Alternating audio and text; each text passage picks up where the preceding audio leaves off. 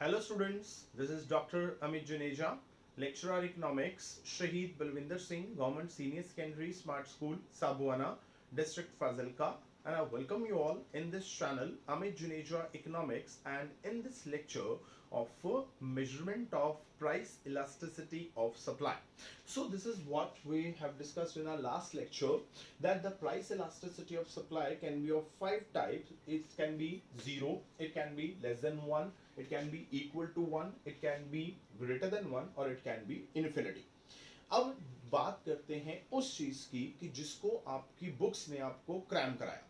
देखिए, जो क्रैमिंग कराई जाती है वो 1, 2 और 3 केसेस में कराई जाती है, ठीक है। क्योंकि अगर वो ये कहते हैं कि अगर सपोज करो कि सप्लाई तो बिल्कुल भी चेंज नहीं हो रही है, if supply curve, rather I say supply curve is parallel to Y axis, so उस केस में क्या होगा कि देखिए प्राइस चेंज हो रहा है, ये हमारा इनिशियल पॉइंट था, प्राइस हमने इंक्रीज कराया, प्राइस हमने डिक्रीज कराया, दोनों ही केसेस में सप्लाई उतनी की उतनी है, सप्लाई में कोई चेंजेस नहीं आ रहे, सप्लाई बिल्कुल भी स्ट्रेचेबल नहीं है, तो मतलब आंसर कितना होगा? जीरो। अगर हम इस केस में आ जाए, इस केस के अंदर देखिए हमने प्राइस को कोई चेंज नहीं कराया, प्राइस हमने उतने का उतना रखा, प्राइस में चेंज कितना लाया? जीरो। जीरो चेंज मतलब zero change, zero means zero, मतलब बिल्कुल भी चेंज नहीं लेके आना, और हमने सप्लाई को क्या किया? इंक्रीज कर दिया और डिक्रीज कर दिया, मतलब सप्लाई चेंज हो रही है without any change in price. तो मैं कहूंगा सप्लाई इज परफेक्टली इलास्टिक। भी इसको तो ये तो पूरी इलास्टिक है, जितना मर्जी इसको खींच लो, जितना मर्जी इसको आगे की तरफ ले जाओ, जितना मर्जी इसको पीछे की तरफ ले जाओ। सो this is a perfectly elastic supply which is infinity, and this is perfectly in elastic supply which is zero. अब ये दो तो क्लियर कर देते हैं, अब प्रॉब्लम क्रिएट करते हैं 1, 2 और 3 में। अब प्रॉब्लम कहां पे है? आपको क्रैम कराया जाता है कि अगर जो सप्लाई कर्व है, if it starts from the X axis, then the elasticity of supply is less than 1। अब अगर हमने ये बनाई थी डायग्राम, क्या मैंने सप्लाई कर्व को एक्स एक्सिस या वाई एक्सिस या पॉइंट ऑफ ओरिजिन का मैंने नाम लिया? नहीं लिया। क्यों नहीं लिया? मुझे उसकी जरूरत ही नहीं है। क्यों जरूरत नहीं है? मैंने सिर्फ इतना कहा कि अगर इलास्टिसिटी लेस देन 1 है, तो उस केस में क्या होगा? आपने क्या करना है? प्राइस में चेंज जो है वो ज्यादा लेके आना है, जो सप्लाई है उसमें चेंज आपने कम लेके आना है, ठीक है। तभी आंसर लेस देन 1 आएगा। मतलब प्राइस में चेंज ज्यादा, अगर आप ध्यान से देखें कि प्राइस में चेंज अगर हमने ज्यादा लेके आना है, तो मैंने क्या कहा था? मैंने कहा था नीचे लिख लीजिए 40%, ऊपर लिख लीजिए 20%, ठीक हो गया। जो न्यूमिनेटर है वो छोटा है, डिनोमिनेटर जो है वो बड़ा है, प्राइस में चेंज ज्यादा है, सप्लाई में चेंज कम है। अगर इसको सॉल्व करेंगे सो 1/2 एंड आंसर इज 0.5 आ गया। अब अगर आपने ऐसा कर लिया और ये सप्लाई का बना ली ना, अगर मैं इसको लेके आऊं तो ये देखो, ये अपने आप ही एक्स एक्सिस को टच कर जाएगी। आप अगर इधर चेंज ज्यादा लाते हैं, इधर चेंज कम लाते हैं, तो जो सप्लाई कर्व बनेगी ना, आप जितनी मर्जी कोशिश कर लेना, वो सप्लाई कर्व कभी भी पॉइंट ऑफ ओरिजिन से स्टार्ट ही नहीं हो पाएगी, वो कभी भी वाई एक्सिस से स्टार्ट ही नहीं हो पाएगी, वो ऑटोमेटिकली एक्स एक्सिस से स्टार्ट होगी। मतलब हम क्यों ऐसे क्रैम करें कि हमने जो सप्लाई कर्व है, अगर हम उसको एक्स एक्सिस से स्टार्ट करेंगे तो ही इलास्टिसिटी जो है वो लेस देन 1 होगी। आप अपना कॉन्सेप्ट क्लियर कीजिए, आपने कहा कि आंसर लेस देन 1 लाना है, आप प्राइस में चेंज ज्यादा लाओ, सप्लाई में चेंज कम लाओ, और उसके अकॉर्डिंगली सप्लाई कर्व बना दो, वो अपने आप ही जो है वो एक्स एक्सिस से शुरू हो जाएगी, आपको क्रैम करने की जरूरत ही नहीं पड़ेगी। नंबर 2, ये कहा गया कि अगर supply curve starts from the point of origin, then the elasticity of supply is equal to 1। ठीक, अब ध्यान से देखना, इसमें अब हमने क्या किया? अगर हमने कहा कि हमें आंसर इक्वल टू 1 चाहिए, इक्वल टू 1 चाहिए, तो क्या होना चाहिए? न्यूमिनेटर और डिनोमिनेटर दोनों बराबर होने चाहिए। मतलब ऊपर भी मैंने 40% लिख दिया, नीचे भी मैंने 40% लिख दिया, तो आंसर 1 आ गया।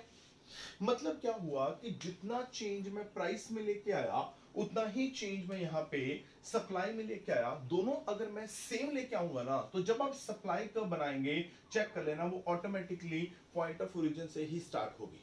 अगर वो पॉइंट ऑफ ओरिजिन से स्टार्ट नहीं होती, समझ लेना आपने ये दोनों जो सेगमेंट हैं वो आपने बराबर नहीं लिए। मतलब कहने का ये है कि आपने क्रैम नहीं करना कि आपने पॉइंट ऑफ ओरिजिन से उसको शुरू कराना है तो आंसर इक्वल टू 1 आएगा। मैं अभी इस बात को प्रूव करूंगा कि आंसर इक्वल टू 1 नहीं भी हो सकता जब पॉइंट ऑफ ओरिजिन से स्टार्ट ना हो। कैसे, अभी थोड़ी देर में उसकी बात करते हैं। तो आपने क्या करना, आपने अपना कॉन्सेप्ट रखना है कि आपने इधर y एक्सिस में जितना डिस्टेंस लेना है उतना ही आपने x एक्सिस में लेना है। अगर आप ऐसा कर लेते हैं और सप्लाई कर्व बनाते हैं तो वो ऑटोमेटिकली पॉइंट ऑफ ओरिजिन से ही स्टार्ट होगी। ये हो ही नहीं सकता कि वो पॉइंट ऑफ ओरिजिन से स्टार्ट ना हो, वो अपने आप बन जाएगी।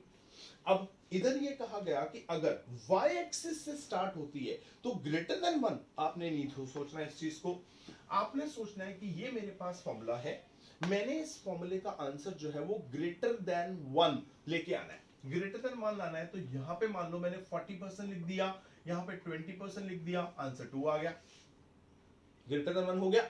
इसका मतलब आप ये सोचो कि आपने जो सप्लाई है उसके अंदर चेंज ज्यादा लेके आना है, जो प्राइस है उसके अंदर चेंज आपने कम लेके आना है। तो मैंने क्या किया, मैंने प्राइस में चेंज कम लेके आया, सप्लाई में चेंज ज्यादा लेके आया, हो गया।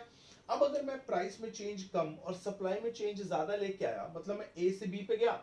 जब आप सप्लाई का बनाओगे ना, ध्यान रखना वो ऑटोमेटिकली अपने आप ही जो है वो y एक्सिस से शुरू हो जाएगी। आपको अपनी तरफ से जबरदस्ती उसको y एक्सिस पे बनाना नहीं पड़ेगा, वो अपने आप बनेगी।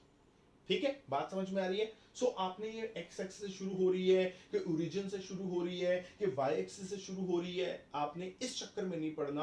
आपने सिर्फ चेंजेस प्रोड्यूस करने हैं। चेंजेस प्रोड्यूस अगर आप सही करेंगे वो ऑटोमेटिकली x एक्सिस से शुरू होगी, वो ऑटोमेटिकली पॉइंट ऑफ ओरिजिन से शुरू होगी और वो ऑटोमेटिकली y एक्सिस से शुरू होगी। आपको अपने आप ऐसी कर्व्स मिलेंगी जो आपकी बुक वाला आपको बोल रहा है। क्लियर? तो अब ये तो थी हमारी 5 degrees of price elasticity of supply. अब आमतौर पे बुक्स ये कहती हैं कि अगर कोई भी सप्लाई कर्व जो है अगर वो पॉइंट ऑफ ओरिजिन से स्टार्ट होती है तो उस केस के अंदर जो इलास्टिसिटी ऑफ सप्लाई का आंसर है वो क्या होगा, वो 1 होगा। गलत, ऐसा नहीं होता। देखो अगर हम ध्यान से, मैं अब 2 कर्व बनाने वाला हूं, ठीक है, चलो 2 के बजाय मैं 3 बना देता हूं, वो ज्यादा आपके लिए कंफर्टेबल हो जाएगा। ध्यान से, तो हम 3 डायग्राम पर आते हैं। उन 3 डायग्राम के अंदर इधर हम लेते हैं सप्लाई और इधर हम लेते हैं प्राइस। एक और बना लेते हैं, इधर भी प्राइस है और इधर भी सप्लाई है, इधर सप्लाई है और इधर प्राइस है। ठीक है, मैं 3 डायग्राम के अंदर 3 सप्लाई कर्व्स जो है वो बनाने वाला हूं। ठीक है, और वो सप्लाई कर्व मैं तीनों इस तरह से बनाऊंगा कि वो पॉइंट ऑफ ओरिजिन से स्टार्ट होंगी। क्लियर? पॉइंट ऑफ ओरिजिन से मैं उनको स्टार्ट करने वाला हूं। कैसे?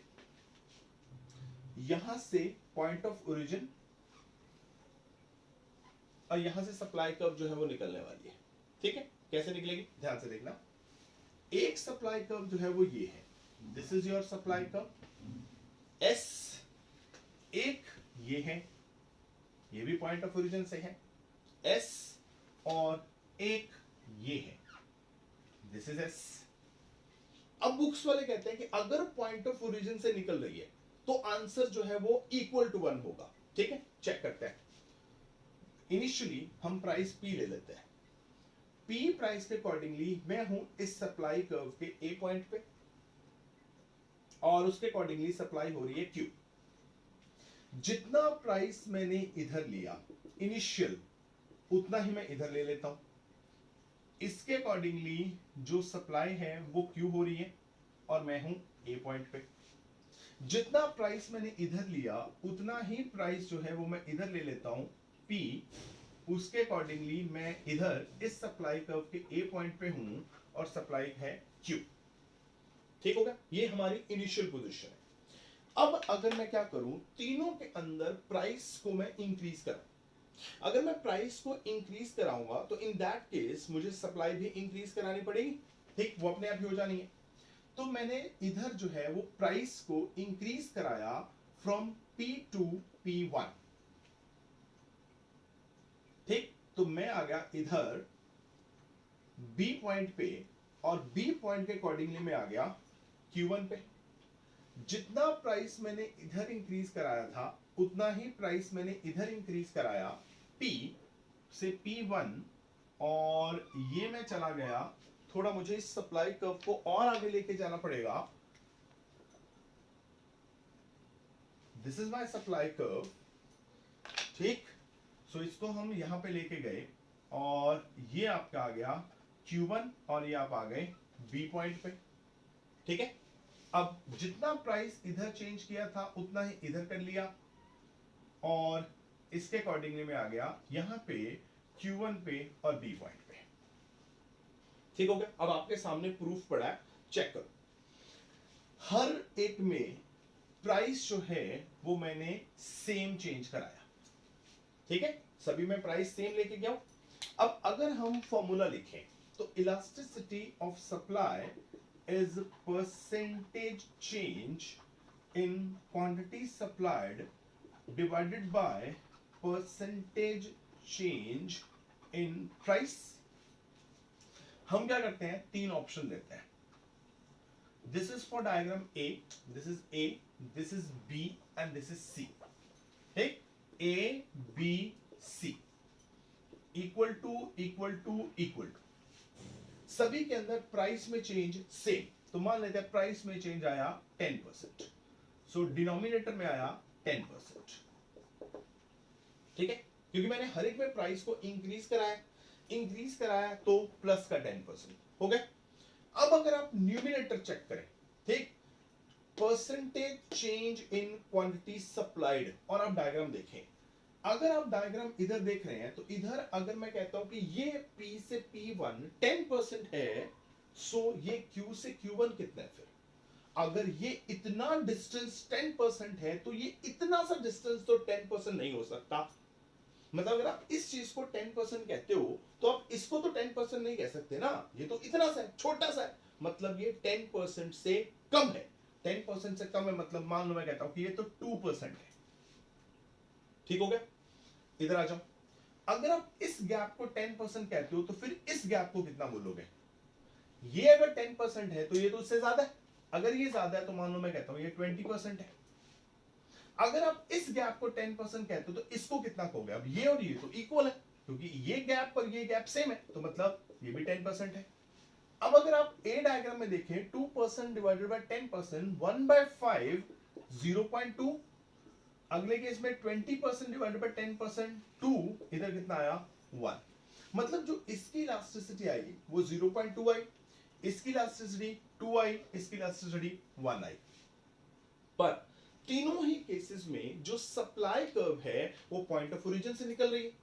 पर इसलिए ये कहना कि अगर पॉइंट ऑफ ओरिजिन से सप्लाई कर्व निकलती है तो आंसर इक्वल टू 1 होता है, गलत। देखो हमने प्रूफ कर दिया, तीनों डायग्राम में जो आपकी सप्लाई कर्व है वो पॉइंट ऑफ ओरिजिन से निकल रही है, पर इधर आंसर 0.2 आ रहा है, इधर 2 आ रहा है, इधर 1 आ रहा है।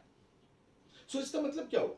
इसका मतलब ये हुआ कि आपकी इलास्टिसिटी ऑफ सप्लाई का आंसर 1 तब आएगा जब आपकी supply curve point of origin से तो निकले, बट किस पे निकले? 45 डिग्री के एंगल पे। क्योंकि अगर मैं कहता हूं कि ये जो एंगल है ये 90 डिग्री का है, ये एंगल 90 डिग्री का है, मैंने 45 का बनाया, 45 मैंने हाफ कर दिया, इसका मतलब this segment is equal to this segment, क्योंकि ये जो आपकी कर्व बनेगी 45 डिग्री पे जा रही है। इसका मतलब इसने क्या किया, ये जो आपका एंगल था इसको 2 इक्वल पार्ट्स में डिवाइड किया, this segment is equal to this segment.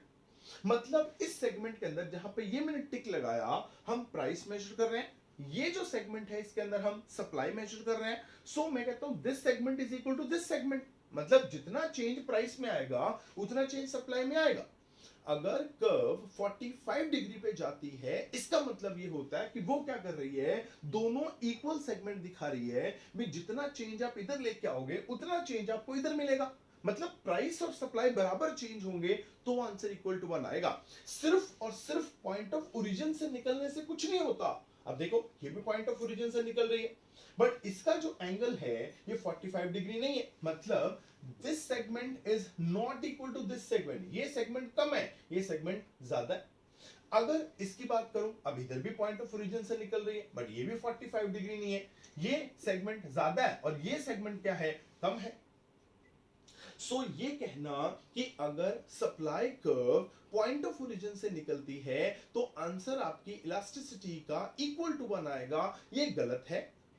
दो कंडीशन लगनी चाहिए। पहली बात, वो पॉइंट ऑफ ओरिजिन से निकलनी चाहिए। नंबर 2, जो पॉइंट ऑफ ओरिजिन से निकले वो 45 डिग्री पे निकले तो ही इलास्टिसिटी का आंसर इक्वल टू 1 होगा, नहीं तो नहीं होगा। देख लो आपके सामने पड़ा है, ये दो कर्व मैंने 45 डिग्री के एंगल पे नहीं बनाई, आंसर इक्वल टू 1 नहीं आया। इसको मैंने 45 डिग्री के एंगल पे बनाया, आंसर इक्वल टू 1 आ गया। तो यही आपने ध्यान रखना है कि अगर आपको ये पूछा जाता है कि when the supply curve starts from the point of origin, what will be the answer of elasticity of demand? So answer can be anything. Answer less than 1 भी हो सकता है, आंसर ग्रेटर देन 1 भी हो सकता है, आंसर इक्वल टू 1 भी हो सकता है, कुछ भी हो सकता है।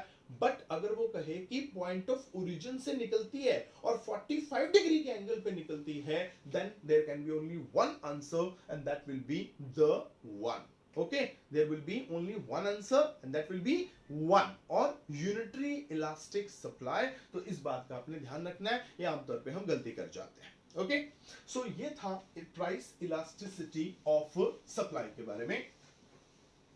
अब हम बात करते हैं factors affecting price elasticity of supply. जब हम बात करते हैं factors affecting price elasticity of supply, what does it mean? जैसे आपको याद हो तो हमने एक टॉपिक किया था फैक्टर्स अफेक्टिंग सप्लाई।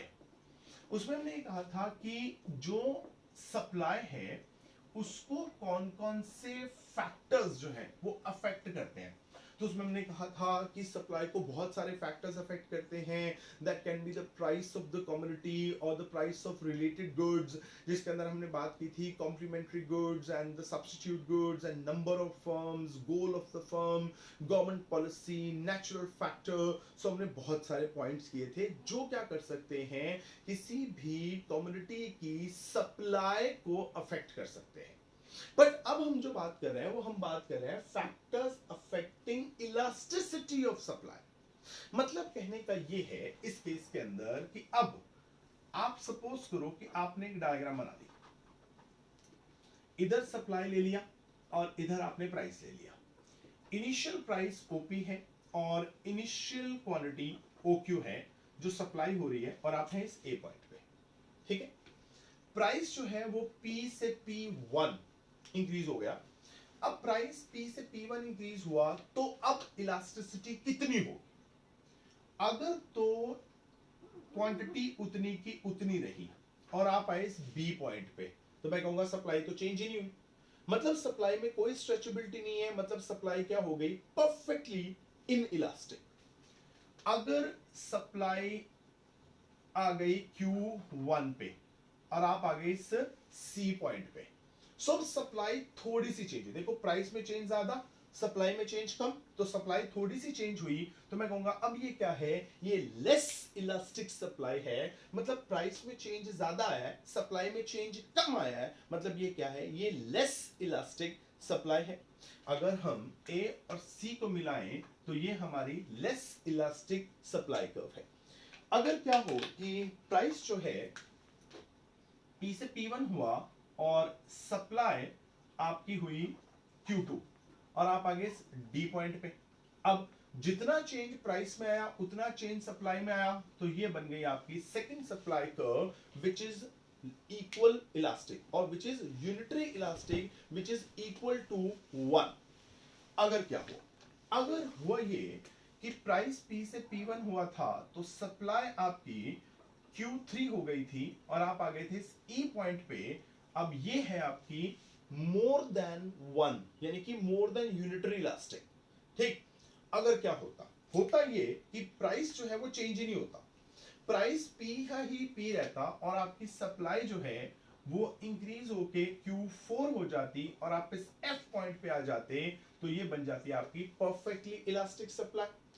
सो अब आपकी जो कम्युनिटी है उसकी जो इलास्टिसिटी है वो कितनी है, वो Q की Q है, वो Q से Q1 जा रही है, वो Q से Q2 जा रही है, वो Q से Q3 जा रही है, वो Q से Q4 जा रही है, कितनी।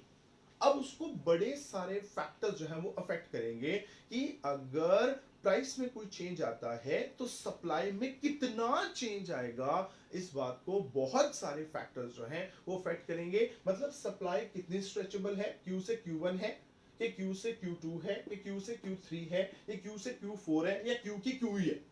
तो इसको बहुत सारे फैक्टर्स अफेक्ट करते हैं। आज हम उन्हीं सारे फैक्टर्स की बात जो है वो करने वाले हैं अपने इस लेक्चर के अंदर।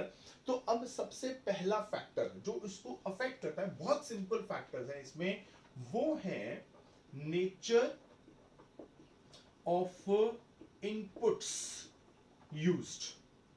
मतलब अब देखो, आपने किसी भी कम्युनिटी की जो सप्लाई है उसको क्या करना है, उसको आपने इंक्रीज करना है, ठीक है। तो अगर आपने सप्लाई को इंक्रीज करना है तो उसके लिए आपको उसकी प्रोडक्शन को इंक्रीज करना पड़ेगा।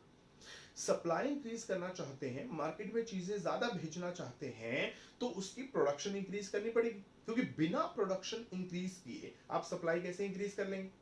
अब अगर आपने प्रोडक्शन को इंक्रीज करना है तो उसके लिए आपको फैक्टर्स ऑफ प्रोडक्शन को इंक्रीज करना पड़ेगा। लाइक आपको land, labour, capital, entrepreneur, raw material, आपको ये सारी चीजें इंक्रीज करनी पड़ेंगी। क्योंकि अगर आप raw material, land, labour, capital, entrepreneur, अगर आप इनको इंक्रीज नहीं करेंगे तो प्रोडक्शन इंक्रीज नहीं होगी। प्रोडक्शन इंक्रीज नहीं होगी तो सप्लाई कहां से इंक्रीज कर लेंगे। बट हुआ ये कि अगर जो ये इनपुट आप यूज कर रहे थे, land, labour, capital, entrepreneur, raw material, अगर तो ये इनपुट ऐसे हैं जो मार्केट के अंदर इजीली अवेलेबल है, आराम से मिल जाते हैं भी, जितनी मर्जी लैंड ले लो, जितनी मर्जी कैपिटल, एंटरप्रेन्योर, रॉ मटेरियल जितने मर्जी ले लो, तो आप तो प्रोडक्शन बहुत बढ़ा लेंगे। अगर प्रोडक्शन बहुत बढ़ा लेंगे तो सप्लाई भी बढ़ सकती है। तो सप्लाई क्या होगी, मोर इलास्टिक होगी, क्योंकि आप सप्लाई को ज्यादा स्ट्रेच कर पाओगे। बट अगर सपोज करो कि क्या हुआ कि मार्केट के अंदर जो भी आप इनपुट लेने गए, आपने सोचा सप्लाई बढ़ानी है, उसके लिए प्रोडक्शन बढ़ानी पड़ेगी, आप मार्केट के अंदर इनपुट्स लेने गए, वो कहते हैं यार लैंड तो है ही नहीं, लेबर है ही नहीं, ठीक है, कैपिटल है ही नहीं, एंटरप्रेन्योर है ही नहीं, रॉ मटेरियल है ही नहीं, तो आप फैक्टर्स ऑफ प्रोडक्शन को इंक्रीज नहीं कर पाओगे। अगर फैक्टर्स ऑफ प्रोडक्शन इंक्रीज नहीं होंगे, इसका मतलब ये कि प्रोडक्शन इंक्रीज नहीं होगी। अगर प्रोडक्शन इंक्रीज नहीं होगी तो फिर रिजल्ट में सप्लाई भी इंक्रीज नहीं होगी। प्राइस चाहे जितना मर्जी बढ़ जाए, जब आप फैक्टर्स ऑफ प्रोडक्शन को ही चेंज नहीं कर पा रहे तो प्रोडक्शन इंक्रीज नहीं कर पाओगे और उसके करके सप्लाई भी इंक्रीज नहीं कर पाओगे। सो अगर तो ऐसे इनपुट यूज हो रहे हैं जो इजीली अवेलेबल हैं, तो अगर प्राइस थोड़ा सा भी बढ़ेगा, आपको लगेगा हाँ प्रॉफिट बढ़ रहे हैं, आप फटाफट इनपुट को इंक्रीज करेंगे, प्रोडक्शन इंक्रीज करेंगे और उसके अकॉर्डिंगली सप्लाई इंक्रीज कर लेंगे। बट अगर इनपुट ऐसे हैं कि जो इजीली अवेलेबल नहीं है, तो अगर प्राइस बहुत भी बढ़ जाएगा तो भी आप इनपुट तो इंक्रीज कर नहीं पाओगे, तो रिजल्ट सप्लाई इंक्रीज नहीं कर पाओगे। क्यों? क्योंकि आप प्रोडक्शन इंक्रीज नहीं कर पाओगे। क्लियर? नंबर टू है technique. Technique used in production. मतलब जब आप फैक्टर अफेक्टिंग सप्लाई सोचें, आप ये सोचो दिमाग में कि मैं सप्लाई को चेंज कर सकता हूं कि नहीं कर सकता हूं। बस अगर तो कर सकते हैं तो इलास्टिक, नहीं कर सकते तो इनइलास्टिक। अब आते हैं टेक्निक पे। अगर तो प्रोडक्शन करने के लिए, क्योंकि देखो मैं हमेशा पहले प्रोडक्शन से ही शुरू करूंगा, क्योंकि सप्लाई तभी इंक्रीज होगी जब प्रोडक्शन इंक्रीज होगी, क्योंकि बिना प्रोडक्शन इंक्रीज किए तो सप्लाई इंक्रीज होने से नहीं। सो अगर आप प्रोडक्शन करने के लिए ऐसी टेक्निक यूज कर रहे हैं जो बहुत ही कॉम्प्लेक्स है, मतलब ऐसी टेक्निक है जिसको इजीली आप चेंज ही नहीं कर सकते, मतलब इतने बड़े प्लांट लगाए हुए हैं, इतनी बड़ी टिपिकल सी मशीन्स लगाई हुई हैं भी, उसको अभी के अभी हम चेंज ही नहीं कर सकते। तो अगर आप ऐसी टेक्निक यूज कर रहे हैं जो बहुत कॉम्प्लेक्स है, बहुत कॉम्प्लिकेटेड है, तो ऐसी टेक्निक तो चेंज होने से रही। तो अगर ऐसी टेक्निक ही चेंज नहीं होगी तो फिर प्रोडक्शन भी चेंज नहीं होगी, अगर प्रोडक्शन चेंज नहीं होगी तो सप्लाई भी चेंज नहीं होगी। बट अगर आप एक ऐसी टेक्निक यूज कर रहे हैं जो बहुत सिंपल है, मतलब आराम से कुछ मर्जी चेंज कर लो, जब मर्जी चेंज कर लो, तो टेक्निक इजीली चेंज हो सकती होगी, तो प्रोडक्शन भी इजीली चेंज हो सकती होगी और उसके अकॉर्डिंगली सप्लाई भी इजीली चेंज हो सकती होगी। सो आपकी सप्लाई कितनी चेंज होगी with respect to change in price, that also depends upon the technique of production used for the production. Like अगर टेक्निक कॉम्प्लिकेटेड है तो प्राइस जितना मर्जी बढ़ जाए, आप टेक्निक चेंज नहीं कर पाओगे, टेक्निक चेंज नहीं होगी तो प्रोडक्शन चेंज नहीं होगी, प्रोडक्शन चेंज नहीं होगी तो सप्लाई चेंज नहीं होगी। बट अगर आप एक सिंपल टेक्निक यूज कर रहे हैं, प्राइस थोड़ा सा चेंज हुआ, प्राइस थोड़ा सा इंक्रीज हुआ, बेनिफिट होने शुरू होंगे, आप सप्लाई इजीली चेंज कर पाएंगे। क्यों? क्योंकि आप टेक्निक इजीली चेंज कर पाएंगे। सो सप्लाई कितनी इलास्टिक होगी वो टेक्निक के ऊपर भी डिपेंड करता है। नंबर 3 आता है नेचुरल कंस्ट्रेंट। अब क्या हुआ कि किसी भी कमोडिटी का प्राइस जो है, सपोज करो कि इंक्रीज हो गया, ठीक है, अब आपको लगा यार अब इसका प्राइस तो इंक्रीज हो गया, अब ये कमोडिटी तो मेरे लिए प्रॉफिटेबल हो गई है, मुझे इसकी प्रोडक्शन को इंक्रीज करना चाहिए। प्राइस इंक्रीज हुआ, प्रॉफिट इंक्रीज हुए, आपको लगा मुझे इसकी सप्लाई को इंक्रीज करना चाहिए, तो उसके लिए आप उसकी सप्लाई को इंक्रीज करने के लिए गए। पर आपको पता लगा कि यार इस पे तो नेचुरल कंस्ट्रेंट लगे हुए हैं, मतलब इसकी प्रोडक्शन को इंक्रीज करना मेरे बस की बात ही नहीं है, क्योंकि इसकी प्रोडक्शन को इंक्रीज करना that entirely depends upon the natural factor. अब आप जब आपके हाथ में ही कुछ नहीं है तो आप सप्लाई कैसे इंक्रीज कर लोगे? सो आप सप्लाई इंक्रीज नहीं कर पाओगे, तो क्या होगा? सप्लाई होगी इनइलास्टिक। बट अगर कोई ऐसी कम्युनिटी है जिसकी प्रोडक्शन के ऊपर नेचुरल कंस्ट्रेंट्स नहीं है, मतलब उसकी प्रोडक्शन करना आपके हाथ में है, मतलब आप चाहे जितनी प्रोडक्शन उसकी बढ़ाना चाहें आप बढ़ा सकते हैं, तो अगर प्राइस बढ़ेगा वो कम्युनिटी आपके लिए प्रॉफिटेबल होगी तो आप उसकी प्रोडक्शन ज्यादा करेंगे, प्रोडक्शन ज्यादा करेंगे क्या होगा? सप्लाई भी ज्यादा करेंगे, तो सप्लाई क्या हो जाएगी? मोर इलास्टिक। भी अगर तो नेचुरल कंस्ट्रेंट लग गया, फिर तो आपके जो हाथ है उससे बात निकल गई, फिर तो आपके हाथ में कुछ नहीं है, तो आप प्रोडक्शन इंक्रीज नहीं कर पाओगे और उसके अकॉर्डिंगली आप सप्लाई इंक्रीज नहीं कर पाओगे। पर अगर नेचुरल कंस्ट्रेंट ना लगा तो प्राइस के चेंज होने पे आप अपने अकॉर्डिंगली सप्लाई चेंज कर पाओगे। क्या होगा? उसके अकॉर्डिंगली क्या होगा? सप्लाई अगर चेंज हो पाएगी, सो सप्लाई क्या हो जाएगी? वो मोर इलास्टिक जो है वो हो पाएगी। ये भी हो सकता है। फिर आता है रिस्क टेकिंग बिहेवियर। अब सोचो क्या होता है कि मार्केट के अंदर ना क्या हुआ, अभी कोई भी कम्युनिटी आ गई मार्केट में ज्यादा, ठीक है, प्रोड्यूसर ने क्या किया? प्रोडक्शन ज्यादा की, ज्यादा करके मार्केट में ज्यादा चीजें भेज दी। मान लीजिए कि आज मार्केट के अंदर जो है वो कोई भी वेजिटेबल ज्यादा आ गए, मान लीजिए कि आलू मार्केट में ज्यादा आ गए। अब अगर आलू जिस दिन मार्केट में ज्यादा आएंगे ना, कभी नोट करना, उसका रेट जो होगा वो डाउन हो जाएगा। अगर हम उल्टा पॉइंट ऑफ व्यू सोचें, हम चेंज करा रहे थे प्राइस इलास्टिसिटी ऑफ सप्लाई के अंदर या लॉ ऑफ सप्लाई के अंदर, पहले प्राइस चेंज करा रहे थे, उसके करके सप्लाई चेंज करा रहे थे। मैंने कहा था प्राइस बढ़ेगा तो सप्लाई बढ़ेगी, प्राइस कम होगा तो सप्लाई कम होगी, ऐसे ही था। अब उल्टा सोचो कि सप्लाई बढ़ गई, मार्केट के अंदर चीजें आ गई पहले से ज्यादा, अगर उसकी डिमांड चेंज ना हुई ना तो क्या होगा? मार्केट में चीजें बहुत पड़ी होंगी, रेट डाउन हो सकते हैं। मैं आपको एक एग्जांपल देता हूं। एक साल में क्या हुआ, एक बार भी जो हम लहसुन यूज करते हैं वो मार्केट के अंदर जो है वो कम है, तो उस साल लहसुन जो है वो मार्केट के अंदर सेल हुआ for approximately 250 rupees per KG. Farmer को लगा यार प्राइस तो बहुत मिल रहा है। अगले साल क्या किया? सभी ने लहसुन उगाना शुरू कर दिया, लहसुन इतना ज्यादा आ गया कि मार्केट में वो 5 रुपए किलो बिका। अब अगर किसी भी कम्युनिटी की सप्लाई मार्केट के अंदर ज्यादा हो गई और जरूरत से ज्यादा हो गई तो उसके प्राइस डाउन भी जा सकते हैं, प्राइस फॉल भी कर सकता है। अगर तो एक प्रोड्यूसर इस तरह का रिस्क उठाने के लिए रेडी है, वो कहता कोई बात नहीं, कोई टेंशन नहीं, सप्लाई करते हैं, रेट कम हो गया कोई टेंशन नहीं, तो क्या करेगा, वो रिस्क उठाने के लिए रेडी है ना, तो रिजल्ट ये निकलेगा वो सप्लाई ज्यादा करेगा। थोड़ा सा प्राइस बढ़ा, वो क्या करेगा, वो कहेगा ले भी प्रॉफिट मिल रहा है, सप्लाई करो, कोई बात नहीं, रेट थोड़े बहुत कम भी हो जाएंगे, कोई टेंशन नहीं, तो वो सप्लाई ज्यादा करेगा। पर अगर एक प्रोड्यूसर ऐसा है जो जिसका बिहेवियर जो है वो रिस्क टेकिंग नहीं है, वो कहता नो नो नो, बिल्कुल भी नहीं, रिस्क तो लेना ही नहीं, तो वो क्या होगा, प्राइस के बढ़ने पर भी सप्लाई को इंक्रीज नहीं करेगा। वो कहेगा नहीं भी थोड़ा सा प्राइस बढ़ा है, ठीक है, जितनी चीजें मैं भेज रहा हूं ना उतनी ही भेजूंगा, उसी पे ज्यादा प्राइस ले लूंगा, और चीजें नहीं भेजूंगा, क्योंकि अगर मैंने और चीजें भेज दी, हो सकता है कि जो प्राइस बढ़ा हुआ है वो मार्केट में चीजें ज्यादा आ जाए, तो प्राइस मेरा फिर से कम हो जाए ना, मैं प्राइस नहीं कम करना चाहता, मैं तो ज्यादा प्राइस ही लूंगा, ज्यादा प्राइस मुझे इसलिए मिल रहा है क्योंकि जितनी क्वांटिटी मैं मार्केट में भेज रहा हूं ना, मैं उतनी भेजूंगा, मैं ज्यादा नहीं भेजना चाहता।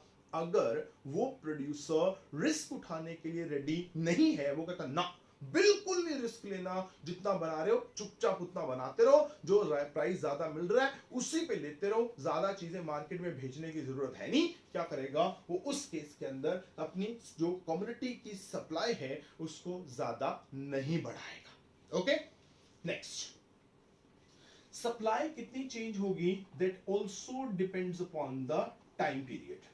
अब ये हमने पूरा क्वेश्चन डिस्कस किया था कि हम टाइम पीरियड के बेसिस पे क्या करते हैं, एक होता है जिसको हम कहते हैं वेरी शॉर्ट रन, सेकंड होता है उसको हम कहते हैं शॉर्ट रन, और थर्ड होता है उसको हम कहते हैं लॉन्ग रन। ये मैंने पूरा क्वेश्चन कराया था। अब मैंने कहा था जब तो वेरी शॉर्ट रन है, वेरी शॉर्ट रन के अंदर टाइम इतना कम होता है कि आप कोई भी फैक्टर ऑफ प्रोडक्शन चेंज नहीं कर सकते, और अगर आप कोई फैक्टर ऑफ प्रोडक्शन चेंज नहीं कर सकते तो फिर आप प्रोडक्शन भी चेंज नहीं कर सकते, क्योंकि वेरी शॉर्ट रन में सारे के सारे जो फैक्टर्स ऑफ प्रोडक्शन हैं वो फिक्स्ड फैक्टर होते हैं, कोई फैक्टर चेंज नहीं हो सकता, मतलब प्रोडक्शन भी चेंज नहीं हो सकती, मतलब सप्लाई भी चेंज नहीं हो सकती, सप्लाई क्या होगी, परफेक्टली इनइलास्टिक होगी, मतलब कितनी, जीरो। अगर शॉर्ट रन है, शॉर्ट रन ऐसा टाइम पीरियड है जिसमें कुछ फैक्टर फिक्स हैं, कुछ फैक्टर वेरिएबल हैं, जो फिक्स है उनको तो चेंज नहीं कर सकते, जो वेरिएबल हैं उनको चेंज कर सकते हैं। अगर चेंज कर सकते हैं मतलब सारे फैक्टर चेंज नहीं हो सकते, सिर्फ और सिर्फ जो आपके वेरिएबल फैक्टर है, only those factors can be changed, it means supply can be changed but not in the same amount as the price changes. तो सप्लाई आप थोड़ी बहुत तो बढ़ा लोगे, थोड़ी बहुत बढ़ाओगे तो लेस देन 1। अब आ जाओ लॉन्ग रन पे, लॉन्ग रन में तो सारे के सारे फैक्टर वेरिएबल है, अगर सारे के सारे फैक्टर वेरिएबल है तो फिर अगर हल्का सा भी प्राइस चेंज हुआ ना, सारे के सारे फैक्टर चेंज कर दूंगा, सारे के सारे फैक्टर चेंज कर दूंगा, मतलब प्रोडक्शन को बहुत ज्यादा बढ़ा लूंगा, क्या होगा, जो मेरा आंसर आएगा वो आएगा ग्रेटर देन 1, मतलब जो मेरी सप्लाई होगी वो क्या होगी, वो होगी परफेक्टली इलास्टिक, या हो सकती है, या क्या हो सकता है, मोर इलास्टिक होगी। सो आपकी सप्लाई कितनी इलास्टिक है, that also depends upon the time period, कि जो भी आपको प्रोडक्शन के लिए टाइम मिला है वो कितना मिला है। अगर तो आपको वेरी शॉर्ट टर्म मिला है, no factor can be change, that's why no production can be change, that's why no supply can be change, तो सप्लाई क्या हो जाएगी, इनइलास्टिक। अगर आपको थोड़ा सा टाइम मिला तो प्रोडक्शन थोड़ी सी इंक्रीज होगी, क्यों, क्योंकि फैक्टर्स ऑफ प्रोडक्शन थोड़े से चेंज होंगे, सो सप्लाई लेस इलास्टिक। अगर आपको लॉन्ग रन मिल गया तो सप्लाई बहुत ज्यादा चेंज हो जाएगी, क्यों, क्योंकि प्रोडक्शन बहुत ज्यादा चेंज हो जाएगी, क्यों, क्योंकि आप सारे के सारे जो फैक्टर्स ऑफ प्रोडक्शन हैं आप क्या कर सकते हैं, आप उसको चेंज कर सकते हैं। So this is one of the reason. फिर अगर जो नेक्स्ट फैक्टर है जिसके ऊपर इलास्टिसिटी डिपेंड करती है, that is the nature of the community. हमने इसकी भी बात की थी, नेचर ऑफ कम्युनिटी की, कि अगर तो कम्युनिटी जो है वो पेरिशेबल है, जल्दी खराब होने वाली है, तो प्राइस के इंक्रीज होने पर भी उसकी सप्लाई इंक्रीज नहीं की जाएगी, मतलब सप्लाई इंक्रीज होनी नहीं, मतलब क्या होगा, तो सप्लाई कितनी, जीरो। वो कहेगा यार ऐसे सप्लाई बढ़ा दूं, कम्युनिटी पेरिशेबल है, ठीक है, खराब हो जानी है इसने, तो मैं सप्लाई ज्यादा करके क्या करूंगा, तो वो क्या करेगा, सप्लाई को इंक्रीज नहीं करेगा, सप्लाई क्या होगी, इनइलास्टिक। अगर सेमी ड्यूरेबल है, सेमी ड्यूरेबल मतलब थोड़ी देर चलने वाली है, वो कहते हैं ऐसा करते हैं थोड़े दिन तो चली जाएगी, तो थोड़ा सा प्राइस इंक्रीज हुआ है ना, चल थोड़ी सी कमोडिटी ज्यादा भेज देते हैं मार्केट में, थोड़ी बहुत तो काम चला ही लेगी, सो वो थोड़ी बहुत ही भेजेगा, उसको पता है थोड़े दिन चलने वाली है, ठीक। तो सेमी ड्यूरेबल, सेमी ड्यूरेबल मतलब पूरी ड्यूरेबल नहीं है, कभी खराब होने वाली ऐसी नहीं है, भी कभी खराब होएगी नहीं, थोड़े दिन ठीक रहेगी, उसके बाद खराब हो जाएगी, तो वो थोड़ी सी सप्लाई बढ़ाएगा, भी चल कोई बात नहीं, थोड़े दिन प्राइस के लिए वेट कर लेते हैं, तो भेज देते हैं।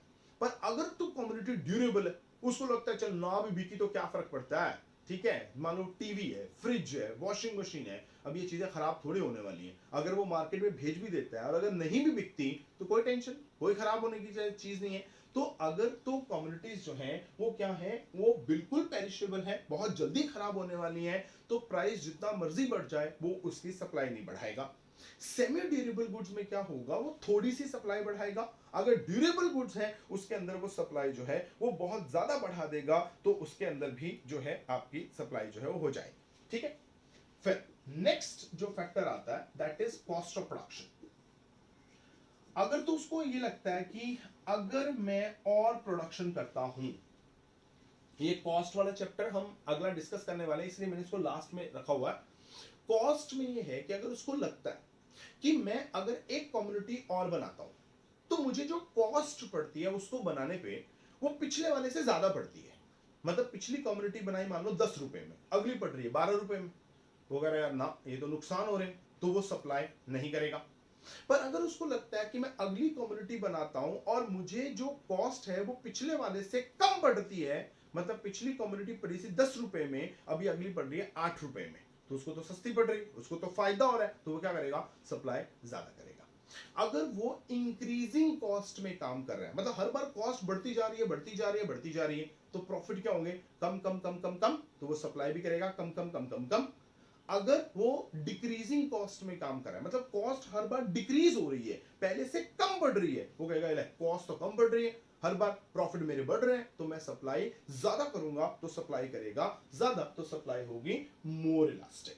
सो ये फैक्टर्स हैं जिनके ऊपर किसी भी कम्युनिटी की जो इलास्टिसिटी है वो डिपेंड करती है, कौन से इनपुट यूज कर रहे हैं, कौन सी टेक्निक यूज कर रहे हैं, नेचुरल कंस्ट्रेंट लगे कि नहीं लगे, रिस्क उठाना चाहते हैं कि नहीं उठाना चाहते, प्रोडक्शन करने के लिए और सप्लाई करने के लिए आपके पास टाइम कितना है, जो इनपुट यूज कर रहे हैं उसकी नेचर क्या है, और साथ के साथ जो कम्युनिटी प्रोड्यूस कर रहे हैं उसकी नेचर भी क्या है, और आप इंक्रीजिंग कॉस्ट में काम कर रहे हैं कि डिक्रीजिंग कॉस्ट में काम कर रहे हैं, इसके ऊपर भी इलास्टिसिटी जो है वो डिपेंड करती है। So this is all about the elasticity of supply. So we meet again in the next lecture with a new chapter. Till then, it's goodbye from my side. Thank you very much and all the best.